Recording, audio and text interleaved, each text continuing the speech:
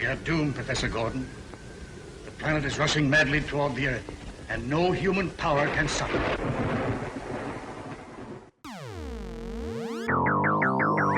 Hello and welcome to Every Single Sci-Fi Film Ever. I'm Aisha Khan. Today we'll be talking about the 1936 film serial Flash Gordon. We will be touching upon its sequels and the 1939 Buck Rogers film serial.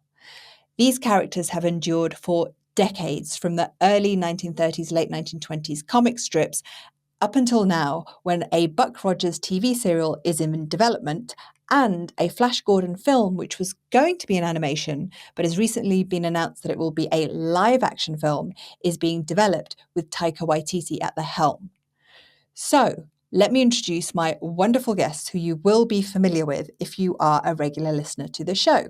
First up, we have Jay Salot, who is Professor Emeritus of Film and Media Studies at Georgia Tech.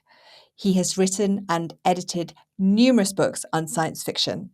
Welcome back to the show, Jay. So glad to have you on. My pleasure to be here. Good to see you again, Aisha. Joining Jay, we have Mark Bold, who is a Professor of Film and Literature at the University of West England, Bristol. He too has written extensively and edited many books on science fiction. Welcome back to the show, Mark. Thank you so much for being on. Good to be back and good to see you again, Jay. It's been too long. Good to see you. Brilliant. Let's start with Flash Gordon, 1936. Universal decides that they are wanting to make this into a film serial. So what leads them to make this decision? Jay.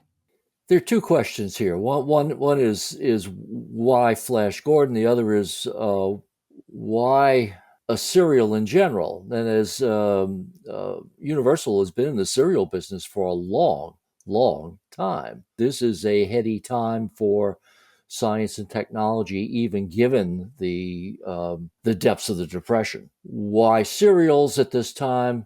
Partly that's the Depression too. This is a way of dealing with the Depression and getting people into theaters.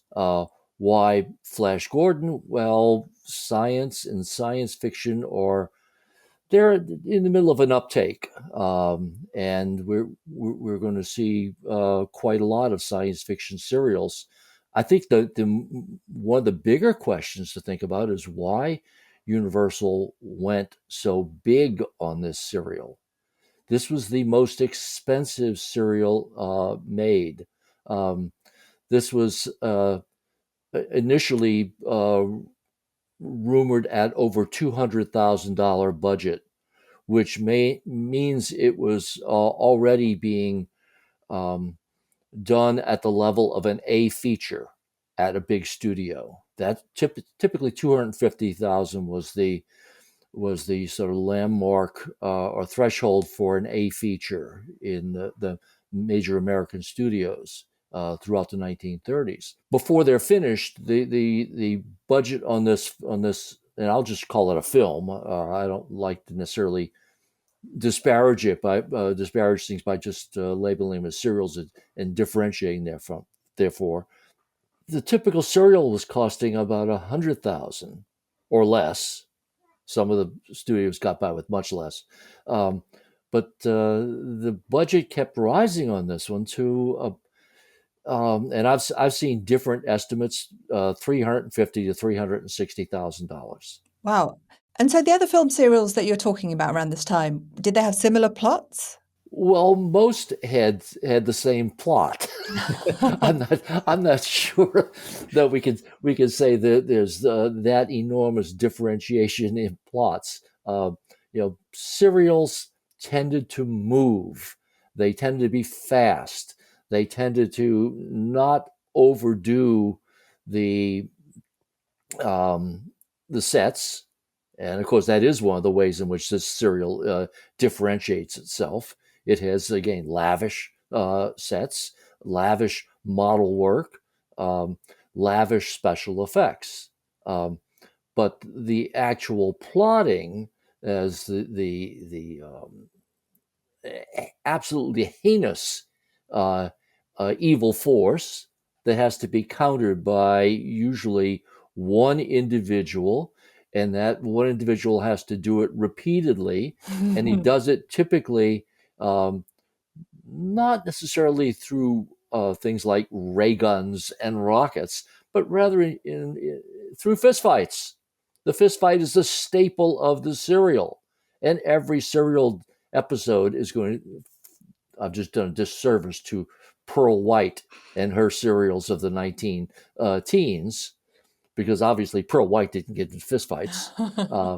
But practically everyone in this period, every episode of a serial in this period devolved into a physical altercation. And so I want to go to Mark briefly to talk about how these film serials went in, like, straight up into the top cinemas of that time. And I wonder if, I think it's really funny that you call it a plot rather than plots, because it is very, very repetitive. And when I got to like even the second one, by the third one, I was like, okay, this is the same thing that's happening over and over again with the absolutely same characters. But the original series was pitched at the highest level, right, Mark? Yeah, absolutely. Very, very unusual. I think it was probably the only movie serial to play evenings in what were called first-run theatres. The way American theatres worked in that period was the studios owned about 15% of the cinemas, but they're the 15% that bring in over 70% of the revenue. So they're the big downtown picture palaces. America was divided up into regions, and a movie would show in what were called first-run theatres in one region. Then there'd be a clearance period before second-run theatres in that region could show them. So this meant you build all your publicity, and your audience is going to pay top dollar to see them in the picture palace if they can. And the zones or regions, they would go down to like 8th, 9th, 10th run. So films would stay in circulation for 2 or 3 years before they get down to mom and pop Wow. rural cinemas.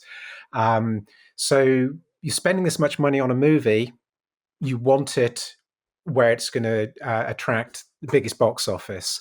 And so in a way, they had no choice once they were budgeting at this level, but to put it in those theaters. But also Flash Gordon was tremendously popular. You know, I think what helps make him more popular in some ways than Buck Rogers, who precedes him, is that Flash Gordon doesn't start in a daily strip. He starts in a weekly strip, so a half-page broadsheet newspaper. And Alex Raymond, the artist, is just an incredible artist. He's incredibly vivid, exotic, sexy, fabulous artwork that the Buck Rogers strip, the dailies or the later Sunday, just couldn't compete with.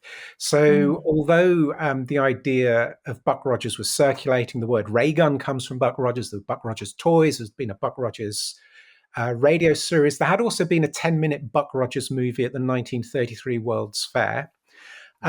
Flash Gordon had a radio series and what have you, but he just had this kind of visual presence that Buck Rogers lacked. So I think that was that probably explains why they went with Flash rather than Buck to a certain extent. And it invited a family audience. We tend to think now that things like the Sunday comic strips and the movie serials were intended for children. They weren't. They were intended for family audiences. Interesting. They don't exactly have complicated plots or character psychology or things like that. But you had to be able to pick up what was going on if you'd missed a week or several weeks and were just joining it. So you get this like 20-minute burst of energy and exoticism.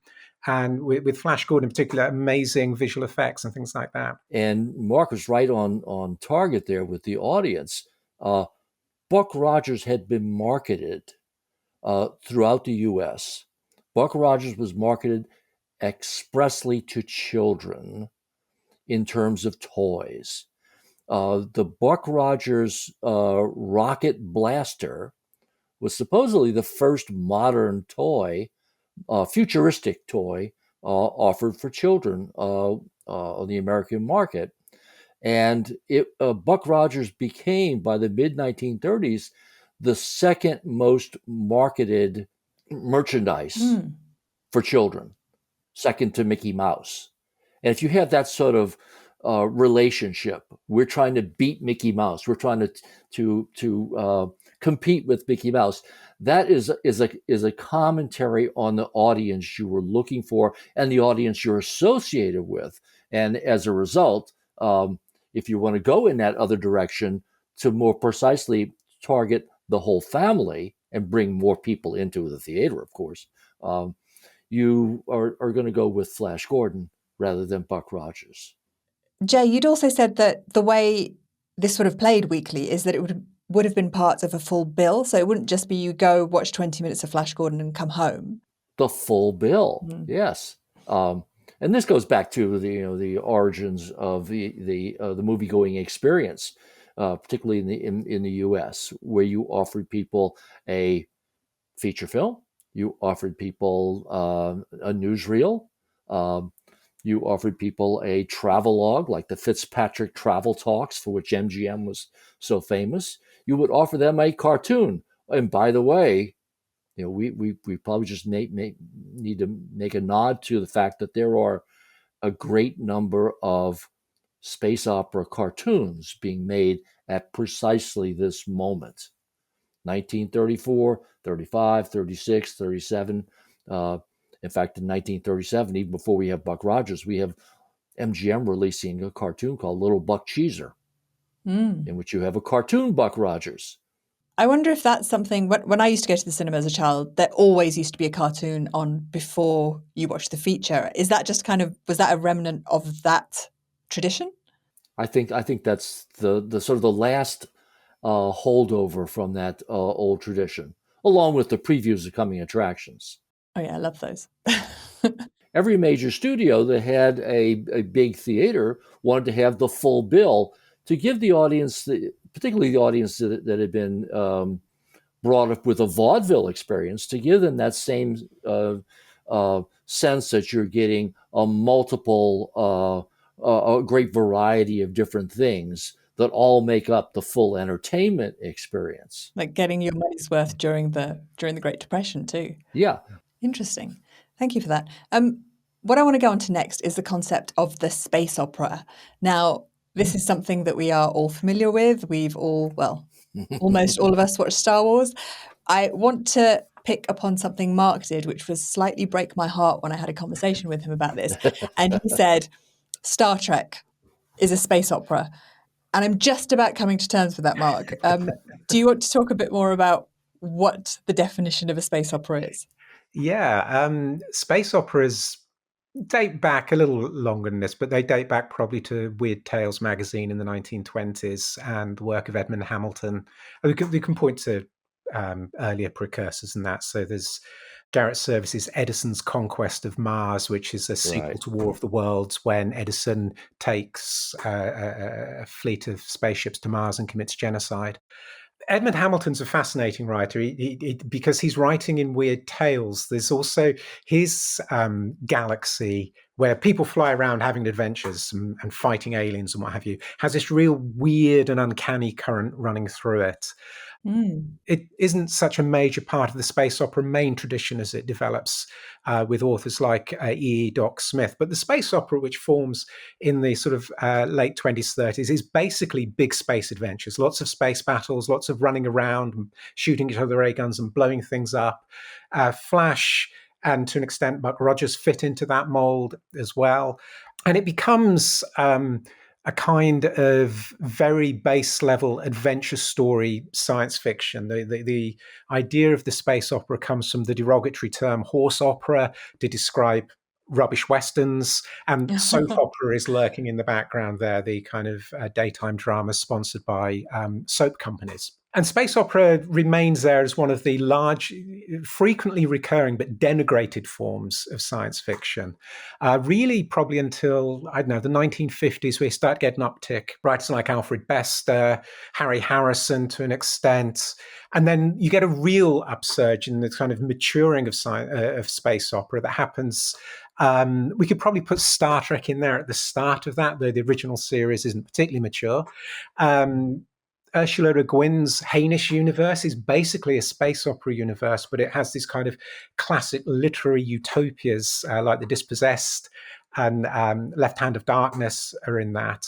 And then Star Wars changes everything, obviously, in the mid-70s by going back and making basically children's science fiction from the 30s and 50s at a budgetary and exposure level, which makes it mainstream cinema. And maybe this is a good point, even though I wanted to talk about it later, that George Lucas actually wanted to make Flash Gordon, but couldn't get the rights. And that's kind of how Star Wars came about, right? Yeah, so he tries to get the rights. Dino De Laurentiis has no, actually, it's actually Fellini himself who has the option to make a Flash Gordon movie by his own choice. Apparently, Fellini was actually scripting the imported comic strip in Italy during World War II.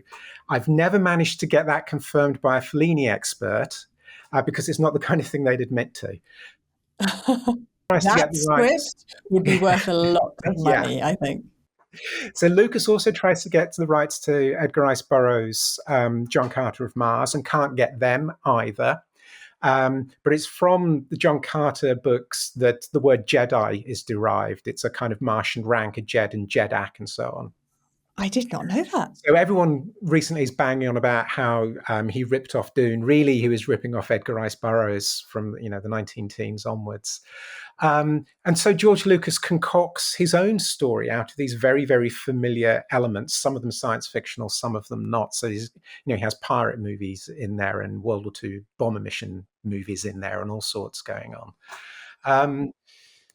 Well, space opera, yes. So obviously Star Wars starts to change everything. We get space opera back on TV with Battlestar Galactica and Buck Rogers in the US and Blake Seven in the UK. There's been a developing tradition of space opera in Japan as well, in anime and manga. And then in literary science fiction, it's really in the 80s, in the UK, writers like Ian Banks, Colin Greenland, start thinking about what you can do seriously with this format rather than just treating it as this cheesy, childish nonsense, which to an extent it is. What can we do more seriously with it? And that leads to a massive boom in what we might call grown-up space opera, which leads through the reboot of Battlestar Galactica, through to a whole host of contemporary authors. And of course, at that moment, an example drops right out of my head. Adrian Tchaikovsky in the UK is writing space operas now. The American Woman. Yeah. Shall I go to Jay and then you can come back? Well, I just add, that notion of where the Jedi comes from is a problematic one, given the comments by Lucas about taking from the Japanese, from the Jidaigeki stories. You never can trust what an author or creator has to say about his own creations. Either story of sources could be true. I was going to add the other side of space opera, because I've always pushed back against that totally negative notion. I always told my students to think larger than simply a negative term like that. I mean, I know the very famous and supposedly source was the Wilson Tucker famous definition: a hacky, grinding, stinking, outworn spaceship yarn. And that almost says you should have nothing to do with these things. And Edward James, the historian, whose work I dearly love and use all the time, he toned it down a little bit, and he called it a preposterous galaxy-spanning adventure.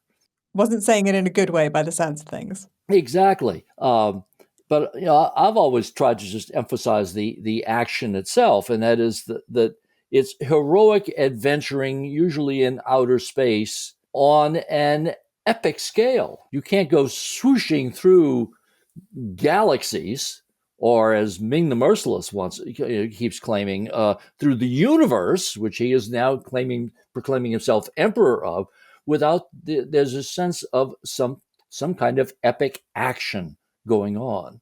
And that epic notion, that larger sense, gives you that spot where you can move beyond fistfights to suggest that there's something more important going on here. And again, that's always been the problem for anyone trying to do a space opera. How do you make that adventuring into something more than pure escapism? And I think Star Trek is a good example of how you push beyond that notion of escapism. Thank you, But Jay. we also see it, at least some effort in each of the Flash Gordons, each of the 3 Flash Gordon serials, and in the Buck Rogers serial. In the first episode of the Buck Rogers, Buck having to be apprised of what's going on in the hundreds of years that he's been in suspended animation. The people of your time made bad mistakes and allowed criminal types to take over. And that's a clear swipe at the European situation, I think, at that time. But he says, in this age of science, we cannot afford to be isolationists.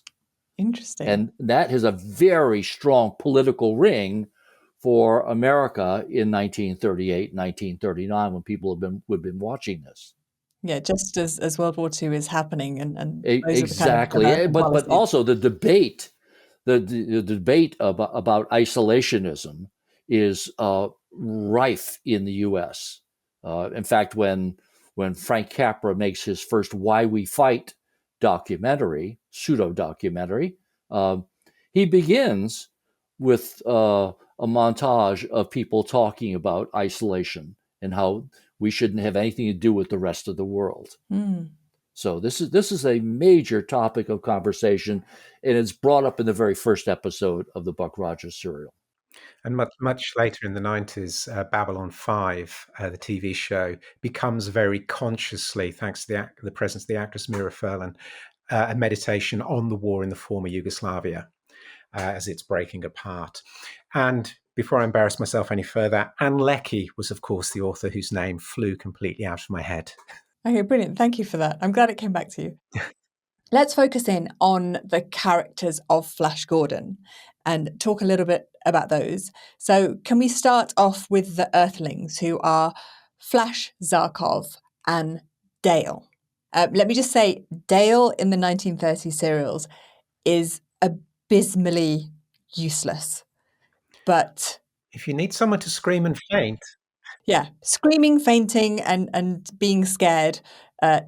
Totally, she's got that down pat. Flash! Flash! Flash!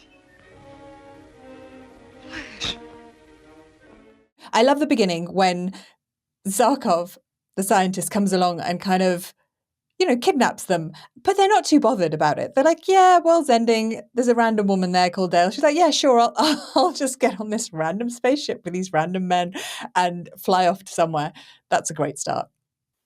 But let's go back to Dale, because they do try finally, and I'm assuming there may have been some pushback here, but they do try finally in the third Flash Gordon film to give her a personality and to even give her an occupation. That she is a trained, I forget whether she's called a chemist or biochemist, but there's one episode in which they actually acknowledge that she is an expert, and that is why she has to go with them. Of course, she is played by a different actress then, and an actress who is allowed to be a brunette. In both Gene Rogers and Buster Crabbe are brunettes, but are made blondes for the movie serials. Though Buster Crabbe gets to be brunette as Buck Rogers. And I think that's one of the interesting things. I was thinking back to the conversation we had a few weeks ago around King Kong. Ming says of Dale, I've never seen anyone like her. So I was rewatching it very carefully, and she's literally the only blonde on Mongo. All the other women in the movie serial, of which there are quite a few in the background draped around, are brunette or dark-haired. So there's clearly, part of the racial unconscious is going on there in the decision to have them both as blondes, to make them as Aryan as possible. I think Flash is this kind of really interesting character, because although I always think of him as an American football player, of course he isn't. Back in the 30s, he cancelled his polo game to fly home through bad weather to see his dad. So clearly he's an upper class figure, presumably a college man as well, and an incredible athlete. which of course with Buster Crabbe you're going to get anywhere. 2 times Olympic medalist, swimming medalist. He's Tarzan, he's Buck Rogers, he's Flash Gordon, and he's won at the Olympics. It's phenomenal. There is this kind of new mode of masculinity perhaps coming to the fore. There is, that fantasy of America as a classless society is clearly there, but also as the fantasy of America as a white nation is embedded in him as well, but put in the most innocent and straightforward and naive of ways as well. And I think that's also why Dale is blonded up as well. Zarkov then remains this odd supplement. He's, from his surname, is presumably East European, though the actor playing him is Irish American, if I remember correctly. He doesn't look good in hot pants, unlike nearly everybody else in the show. But he clearly brings with him that kind of mystique of the European scientist, the Einstein figure, as the kind of acceptable bit of ethnic mixing in an American microcosm. The heroes are never the kind of super brainy scientist people in these kind of things. They're very moral and they're very capable of doing an array of things. But, the brainy scientist isn't that ultimate ideal. In this case, so let's give Zarkov his due as well. He does engage in fistfights throughout. Of course, you can't not engage in fistfights if you're in a serial. Once you're cast there, you're going to have to be a man of some action as well. But he is there also as the great alternative to Ming the Merciless, who was also seen as scientist, who also comes up with all sorts of inventions. I think very typical of the serials in general of this period. That is, you get white science versus black science. The science that can help us, the science that can hurt us, enslave us, destroy us, etc., as Ming keeps trying to do.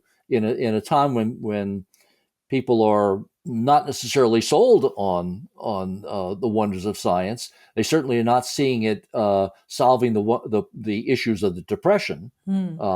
We have to be told that all right, it is still good for us.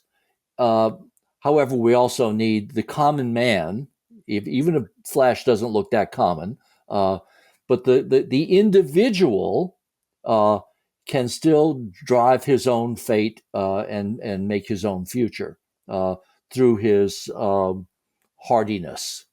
Okay, so let's talk a bit more about Ming, because he is a very interesting character, and again, the choice to make him East Asian comes from quite a history of kind of the cruel, demonized, very intelligent villain. Well, certainly it comes a bit out of the Fu Manchu model. It was one of my fascinations as a child reading the Fu Manchu books from Sax Rohmer, the UK author. He did just more than I can count. But he's popular at the same time that we also are popularizing people like Charlie Chan and Mr. Moto in the U.S. So you get the villainous East Asian, you get the good East Asian. One of the things I found interesting is that we actually have one character who played both roles in U.S. films. Warner Olin played 3 Fu Manchu films. He was Fu Manchu. He also wound up playing maybe 5 to 7 Charlie Chan films. And of course, Warner Olin was not East Asian. He was Swedish. Yeah. He was a Swedish actor. I mean, that's quite a tradition as well, like all the way up until the 1980s, when you don't get Asian people playing someone who's typecast as being Asian. But looking into the kind of history of why the US had this kind of antagonism is quite interesting. Mark, can you talk a little bit about that?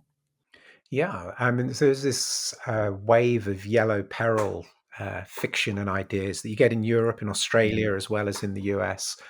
And in the US, a large part of it seems to derive from the importation of Chinese labor, basically to build the railroads.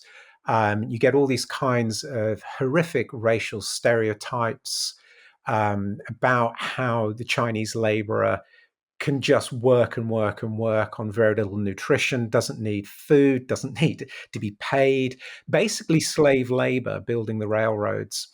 And then, as is often the case, wanting their labor, but without the population itself. So you do get a series of immigration exclusion acts, some of them specifically targeted to Chinese.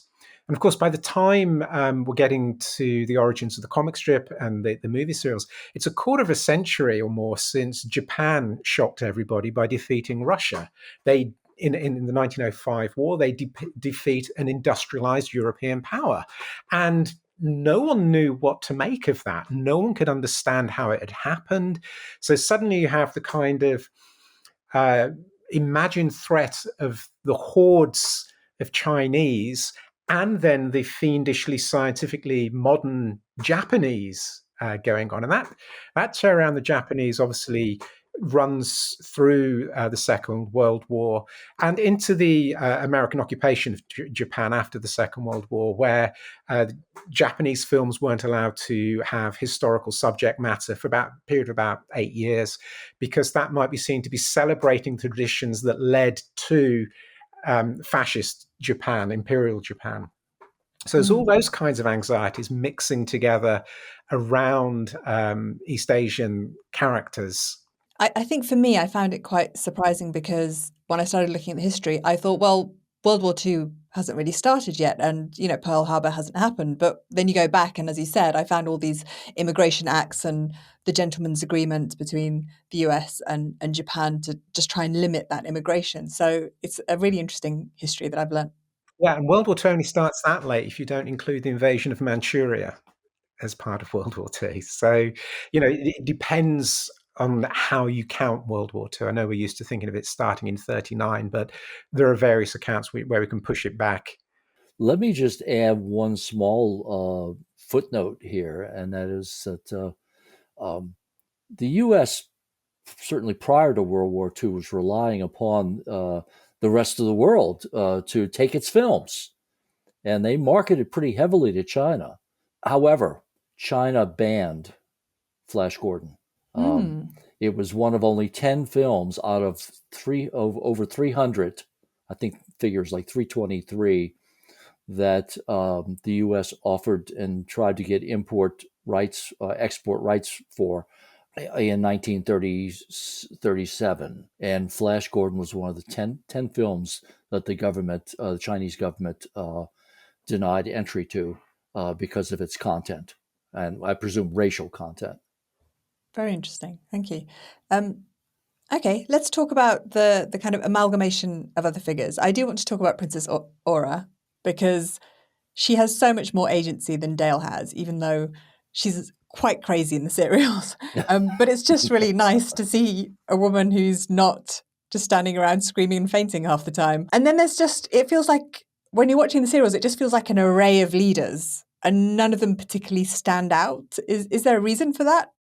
Well, I would say that we want to make sure that everyone understands this is a species-rich universe.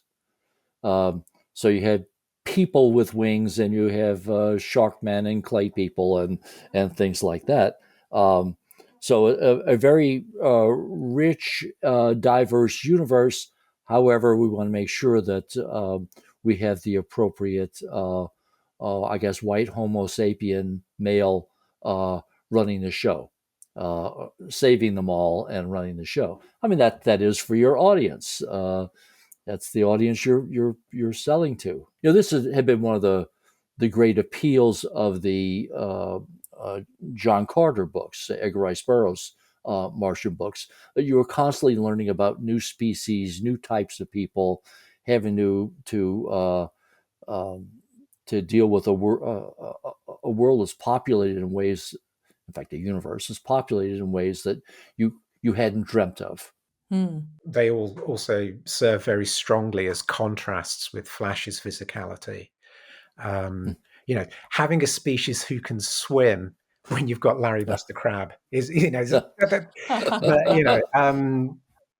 hirsute Thun, king of the Lion Men, who had been playing Tarzan on the radio and apparently quit his radio job for this nothing role in Such a small role. and then just the sheer physical bulk of Voltan and of Prince Baron as well. And the other thing that's fascinating as well is how many of the costumes clearly come out of what's available in the prop room. And talking of costumes, we can come back to Aura as well. Priscilla Lawson, apparently after the first day of shooting, they saw the rushes and had to reshoot because her costume was too revealing.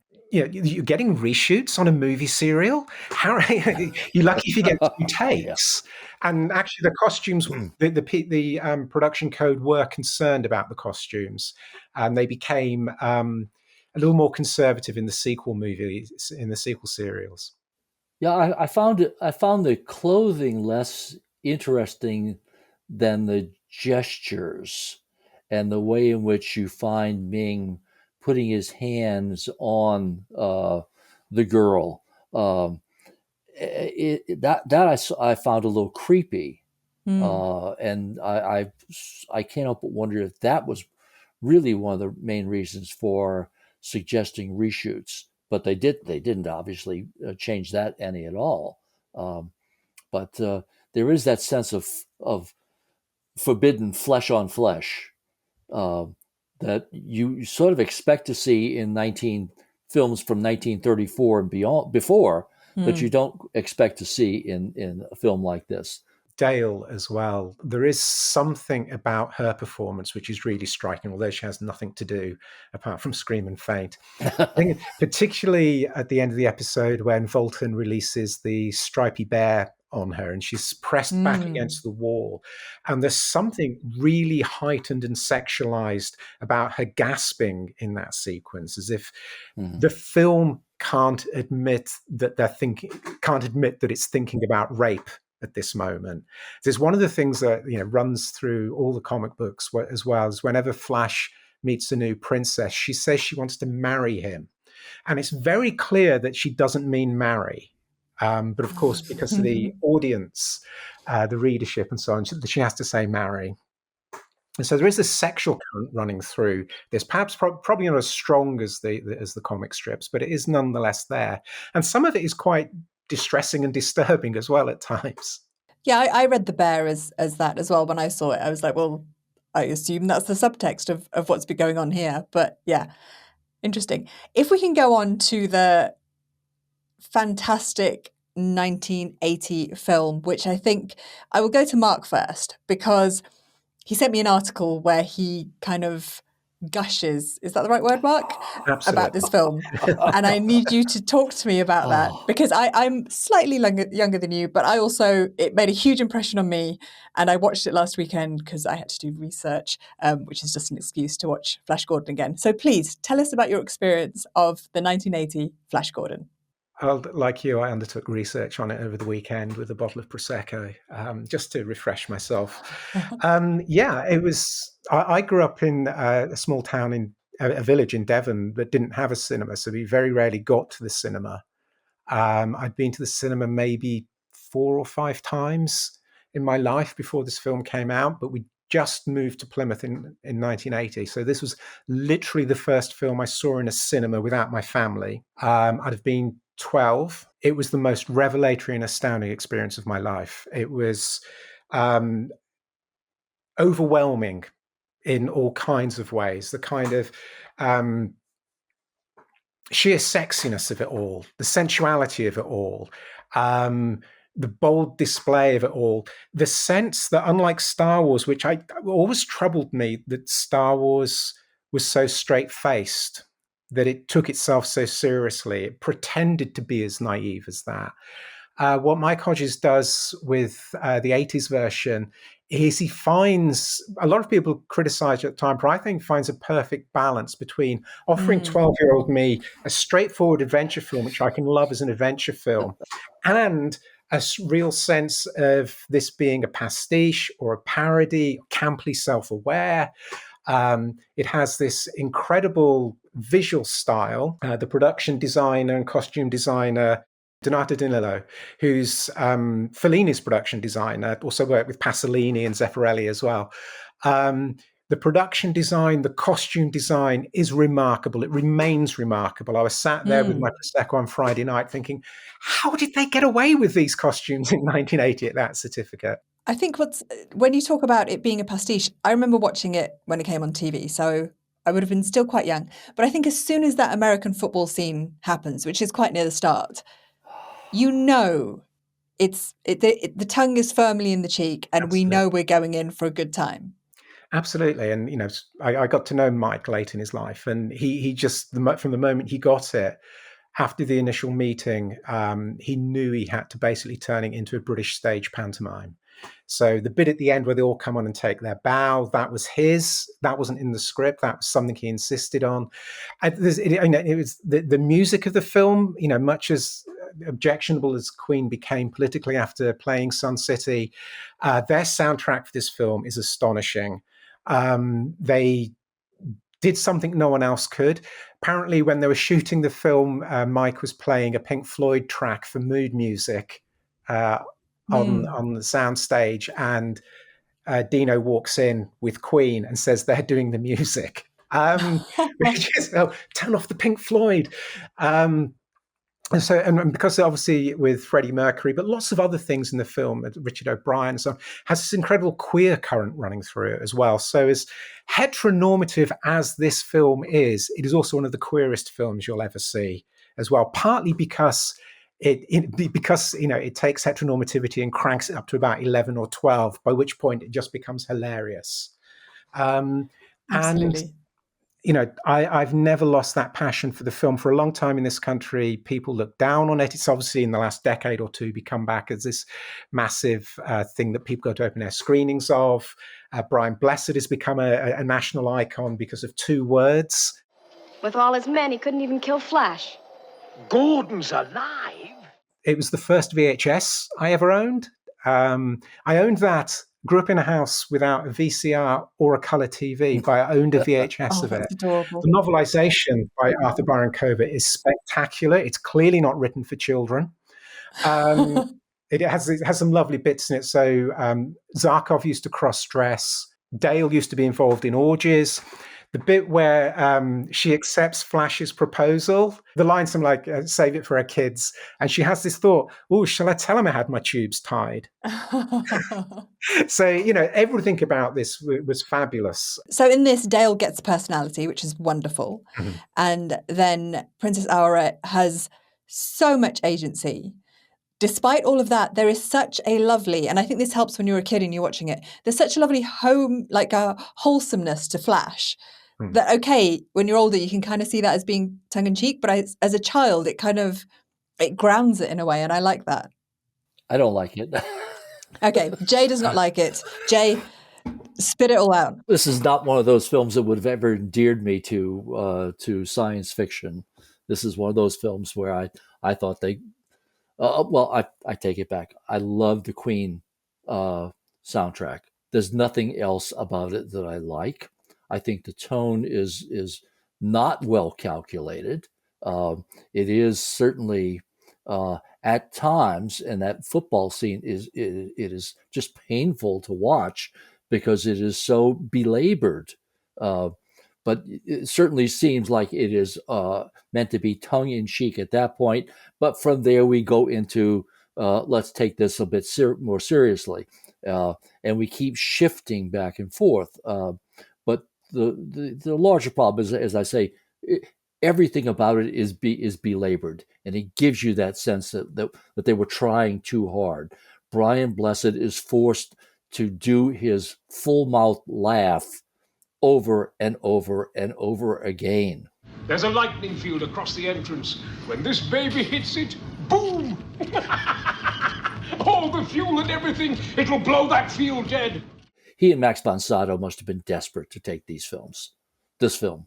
Wow. I think I will stop there. You're absolutely free to go on. I think there is something about this film for a certain generation of people who grew up, and maybe there is a slightly British kind of sensibility to the campness of it all, but I think it is hugely popular of people of mine and possibly of Mark's, well, we're probably the same generation. Well, I certainly kept waiting for them to give Richard O'Brien something more to do. He certainly deserved more than just to be his background character who has a line in this scene and another line in that scene, and otherwise nothing. Uh, there's wasted talent, just bad judgment. Okay. And now I will stop. Mark, did you want to add something to that? Well, Jay has to be wrong about something sooner or later. And now he's a professor emeritus. I think. Thank you so much for that. Let's go on to the legacy of Flash Gordon and also of Buck Rogers. They have such an impact and ongoing interest. Well, we can measure out the impact in a very simple way, and that is we keep coming back and doing these things.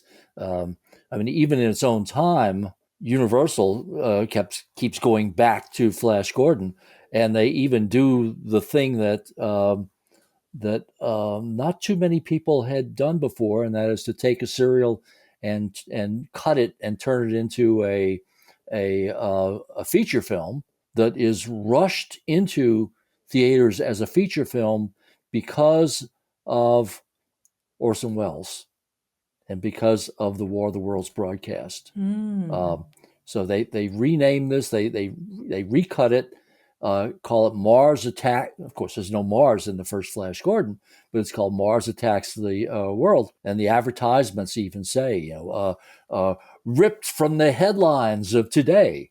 So we keep making Flash Gordons. When we get to television in the 1950s, one of the first space operas on TV.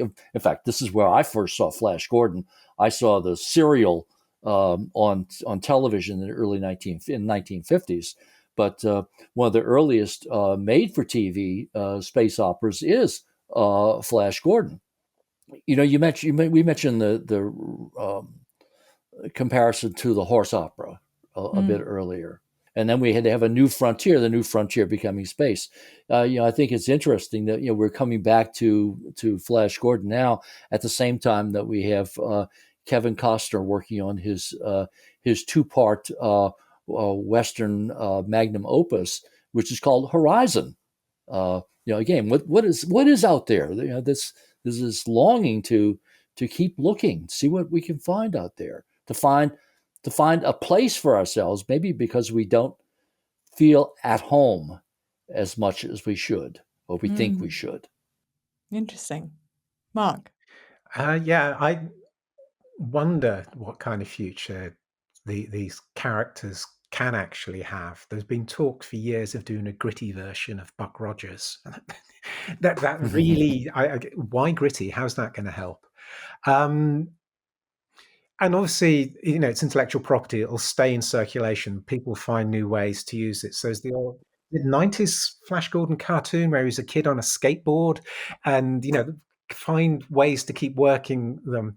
But I think characters of that era have become, they always were problematic, and how problematic they were has become more and more apparent, which is one of the reasons, Mike Hodges had to take that approach when he hit the material 40 odd years ago, was that you had to put it all in quote marks. The legacy continues through the influence, though. So Edgar Wright, Taika Waititi speak of Flash Gordon and the Mike Hodges version in particular as, their guiding light, the star, the film they wanted to make. And obviously, Waititi's Thor movies, the Guardians of the Galaxies movies, they wouldn't exist without Flash Gordon. So I think that's where we're more likely to see the legacy, not necessarily through successful reworkings of the properties, but in the way audiences keep engaging with the existing versions. And with what goes on in the comic books. The comic book updates have been lots of recent revisionist versions, which are able, because they don't have the budget problems of motion pictures, to be able to do new and interesting and thoughtful things, and not have to commit to a version of the character that has to become the sole character in circulation. So you can play variants on them in interesting ways. I think that's where we'll find the legacy. Wherever we see space opera, we're seeing the legacy, even in Star Trek. The amazing thing, Patrick Stewart isn't in Flash Gordon in 1980. Surely he must have been under consideration. I don't think he was very enthusiastic about these kinds of films until he realised he'd made one hell of a career from them. So, okay, so I like to do a thing where we do recommendations for listeners, anything that you would like to direct them to or suggest they listen to, watch, anything really, eat. Obviously, prove Jay wrong and watch the 1980 Flash Gordon. Go back to the original Sunday strips. They're all nicely available in hardback bound volumes, and they are just stunning. The storytelling is similarly limited because you've got like 9 panels to get out of a scrape, get into a scrape, cliffhanger. But they are the most beautiful artifacts you can imagine. I would just send people back to other serials of the same period, and particularly my favorite go-to for the broadest stretches of the imagination is probably the Phantom Empire from 1935 or Undersea Kingdom from 1936. So right at the same time that we're doing Flash Gordon, you had these other two really big science fiction serials that have their own legacies.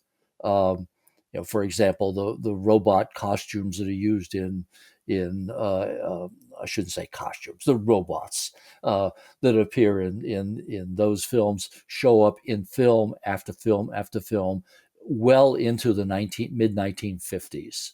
And so I would send people back to the thick context of something like the Flash Gordon serials. I was going to say, and Ray Crash Corrigan, the star of Undersea Kingdom, of course, exactly, is wearing the orangopoid costume in Flash Gordon. Okay. Let's just wonder what happened, though, if Nicholas Roeg hadn't fallen out with Dino De Laurentiis. And because it was actually Nick Roeg was the one first hired to do the 80 Flash Gordon after Don't Look Now. That would have changed the tone radically. And he'd got as far as casting Debbie Harry as Princess Aura and getting Mike the job to direct the sequel. And then he couldn't take it any longer and got in a row with De Laurentiis and left, and Mike was offered the first one. It's great as it is, but I would love to see all these other versions of Flash Gordon and find out how they would have turned out. Thank you so much for your time and for coming on the show again, guys. Absolutely. And thank you. It was nice to talk about these things and to get to see my old buddy Mark and you again, Ayesha. Thanks, guys. That's it for this episode. Thank you so much for joining me. If you enjoyed the episode, please do think about leaving a rating or a review on your favourite podcasting app. It really helps me out. If you're interested in what I'm working on or what I'm researching, you can head on over to Instagram at Every Sci-Fi Film to get more information and check out the show notes to find out what you need to watch or what you need to watch out for next episode. That's it from me. Bye-bye.